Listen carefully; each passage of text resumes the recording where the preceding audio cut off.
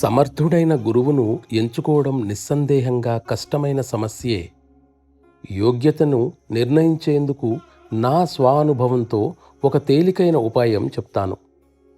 అటువంటి వ్యక్తి సాంగత్యం గనుక మీకు సంభవిస్తే, అతడి సన్నిధిలోనూ సహచర్యంలోనూ ఉన్నప్పుడు మీ మనస్సులో ప్రశాంతత, నిశ్శబ్దత ఏర్పడుతున్నాయో లేదో, కనీసం ఆయన సాన్నిధ్యంలో ఉన్నంతసేపైనా ఏ ఒత్తిడి లేకుండా చంచలమైన మనస్సులో ప్రశాంతత, నిశ్చలత ఏర్పడుతున్నదో లేదో గమనించండి.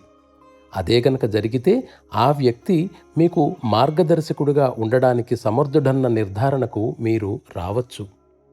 ఇక్కడ మరో ఇబ్బంది కూడా ఉంది. అయితే అటువంటి గురువు ఉన్నా, అందుబాటులో ఉన్నా కూడా అతను ఏదో ఒక అద్భుతం చేయకపోతే అతడిని నమ్మరు.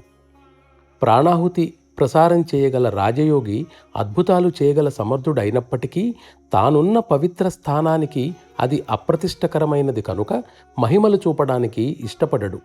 ఇదిగాక అద్భుతాల వలన ఏ ప్రయోజనమూ లేదు. ఇవి ఏ విధంగానూ ఎవరిలోనూ నిజమైన విశ్వాసాన్ని పెంపొందించలేవు అని మనకు ప్రత్యక్షానుభవం ద్వారా తెలుస్తున్నది. అద్భుతాలపై కాకుండా పరతత్వంపైనే మన దృష్టిని లగ్నం చేయటమే మనందరికీ శ్రేయోదాయకం.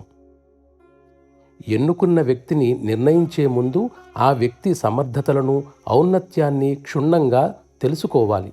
ముఖ్యంగా దీనికోసం అతడితో కొంతకాలం సాంగత్యం చేయాలి. వ్యక్తిగతంగా అతడి సామర్థ్యాలను అనుభవంతో తెలుసుకోవాలి. ఆ విధంగా సంతృప్తి చెందినట్లయితే అభ్యాసి అతనిని నమ్మి అతనిపై పూర్తిగా ఆధారపడాలి. సాధన విజయవంతం కావటానికి ఇది చాలా ముఖ్యం.